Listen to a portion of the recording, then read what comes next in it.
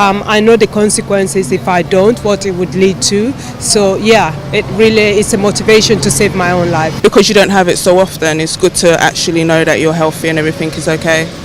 I guess I'm one of these people, yeah, I'm sort of scared to know anything. I'd rather not know. I go because if there's anything wrong, and they will be able to tell me, and maybe be able to do something about it before it gets out of hand. The reason why I had cervical screening because a cousin of mine died from cancer at a very young age. Welcome back. This is still Ladies Lounge with your favourite ladies. And here we have Pastor Marjorie still with us. Thank you. So in the first half, you mentioned about the Wise Women Awards. Could you tell us a bit more about what it's about and your inspiration behind it? Wise Women Awards, once I hear that word, my eyes sparkle. It's an award that started 15 years ago for the church women. You know, a lot of times we go to church and we keep our giftings within the church. But the Wise Women Awards is saying, yes, you're a businesswoman. Yes, you're a Christian woman. What are you doing with the community? So we're picking women who are impacting their community with Christian values to say, okay, well done. We want to celebrate you. And we've done that for 15 years. We have about 15 categories, different categories, life turnaround for a woman that has been able to use her life mess and brought it out as a message. There's a particular one, if I have a minute to say, there's a particular story that always stays in my mind. This young girl was 13 and then she joined a gang. She was bad. But her church kept praying. Her mom didn't give up. They kept, talking, and eventually she turned around, and today she's out there on the street helping other young people. Amazing. Not just keeping it in the church. So in a nutshell, that's what the Wise Women Awards is about. This year, it's on the 30th of March. Like I said before, it's always the Saturday before Mother's Day. So, and it's a good time to celebrate yourself. It's very inspiring. You come there, you hear the stories of other women, and then you go out and say, I want to touch my world as well. I want to celebrate my teacher, my mom. You just get them to come. If people want tickets, I don't know if I can talk about that here. Please go to wisewomenawards.org, Wise Women Awards with an S.org, and please get a ticket. It will be my joy to see you there on the night. So yeah, in a nutshell, amazing. We just empower women. That's what we do. Amazing. And speaking of church, speaking of celebrating the things that happen in church and taking it out there, we're going to go back to cervical screening. Yes. Because in the church, I'm a church girl. I am a complete church girl, 100%. And, most of the things we hear from church. Most of the things that guide our lives are mostly from the altar. We get from church. So what role can the church play in the campaign for cervical screening? I'll start from, if you go to Wisdom for Women, which is our umbrella body, one of the things we say is, this is the 21st century woman. So when you want to deal with the 21st century church is different. The face is a bit different. The word is the same.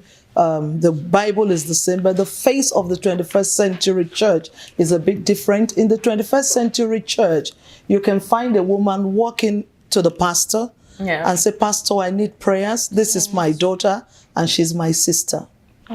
You know what that means? That's the world in which we live. So church has to go out of the walls of the church. And so talking about cervical screening, we now have to use our women conferences. Thank God there are so many happening around us. And this is a message to people who run, leaders who run women conferences, women breakfast, church services. We cannot shy away anymore. We need to use the pulpit and educate our women and our men and our young ladies, because this starts from 25. This screening exactly starts from 25. So we just have to use the pulpit to talk about things that in the past we probably wouldn't talk about, but the face of church has changed. All kinds of people come to church. People have needs. They have health needs. They have financial needs. So we can't just talk about spirit things. Yeah. So we have to look happens after the body as well. When pastors adversely encourage their brethren to pray as opposed to having the cervical screening, what would you say to pastors like that?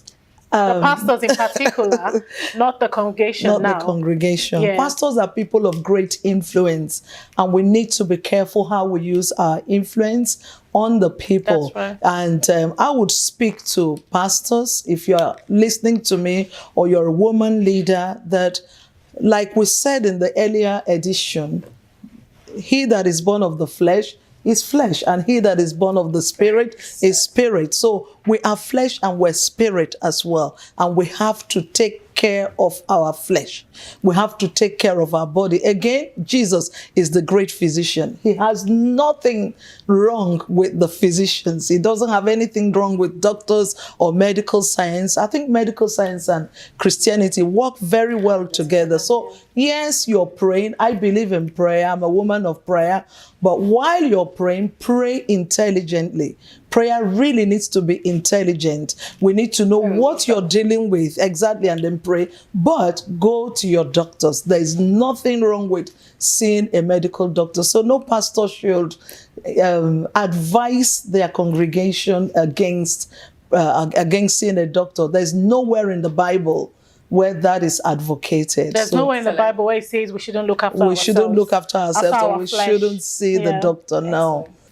So Pastor, thank you so much. I think this is so informative. Yeah. What about men? What's the role of men to ensure that their wives or their daughters, have the test or the screening done? Within our community, men do really play a big role. We look up to our men in so many ways. So yeah, this is a very crucial question that has come up. I think that it's a community thing. If you're a man and you're listening, this really concerns you. Like we did say earlier on, 2 women in England die every day from this, and 2 is a lot. It's a lot. Yeah. 1 is a lot. If you've lost a loved one, you know that 1 person dying or 1 person being sick is a lot. So if you're a man, and maybe this is your first time of hearing, there's something like cervical screening, I think what the ladies are saying, what we all are saying is, your voice is strong. Yeah. You're a man of influence. And our influence is not just for providing for our families, it's to look after our health. And you see, there's something I learned recently, that the greatest gift I can give to my husband is, as I'm getting older, to be in good health, so that he doesn't have to carry me and I don't have to be lifting, being a burden in old age. So we don't want our wives to be a burden. We don't want our children, our aunties, our friends. And so bring it up in your little conversations with your wives, with your daughters, with your friends as well, your male friends, so that they can even pass the message on to, other their family members. Because so it's important to be informed. Yes. I think the men shouldn't shy away from being informed about cervical screening. It's not a woman thing. We know it's done on us, but information is power, isn't it? And when they know about it, they're able to tell people about it. So it's not just our problem. It's everybody's, cross to bear, really. And they're also able to support their wives or their partners or their daughters. Even like, as we mentioned earlier, some of us feel nervous or we're uncomfortable going. So they can, go with them in the day. Things like that, down. So there will be a great support. So information is key. So, Pastor Marjorie, is there anything about cervical screening that you know now that you didn't know before? Oh, yes. The main one is that it's just a test for the health of the cervix, and that cervical screening is not a test for cancer. I mean, that's very, very warm to know, and very encouraging. Very encouraging. Very encouraging. So it's not a test for cancer. I know that now. And then, secondly, that 83% of deaths from cervical cancer can be avoided if all the women who are invited in England go for their tests. So that's a very high percentage. Yes. That is a very high Oh percentage. my God, I'm going to call my sisters, everyone I know. Yes. And that's the idea. To call up everyone. Have you got my sister actually asked me I can laugh some loud. weeks ago if I have gone. If I have gone because I'm due this year.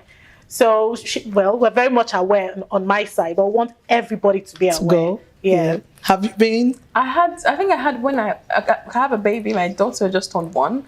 I think when I got pregnant, I think initially I had to do the test at the early stage of my pregnancy. Really? Yes. Oh wow. Because that was when it was about a few weeks, I think. Maybe I didn't even know I was pregnant. But that's good to know that it didn't even affect anything. Yes. You can still do it. Thank you so much, Pastor My Marj. pleasure. It's been amazing having you here. We've learned so much from the spiritual aspect, from the physical aspect. We know what to do, and I'm sure our viewers have, there's been a light shone on their path for how to go about, cervical screening. Thank you so much. Thank you. We're looking forward to the Wise Women Award. Oh, yes. Oh, yes. Celebrate fellow women. It will be amazing. 30th of March. 30th of March, yes. Thank you so much. And thank you so much, viewers, for watching. Please get checked. Bye-bye. I'd like to thank my grandma, my sister, my lover, my bestie, my Westie, my mother. Thank you for reminding me to go to my cervical screening.